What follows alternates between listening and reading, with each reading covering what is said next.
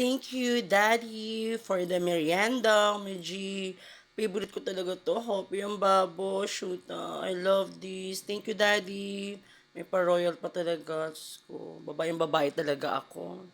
Talagang thank you. Ito nga, mag-share tayo ng blessing. Siyempre, bigyan natin ng aking ka-workmate. Di ba? Nakadalawa pa siya, di ba? Plakado din siya. Thank you talaga. Oh my God. I really love it talaga. Hopya. Isa to sa mga favorite ko merienda.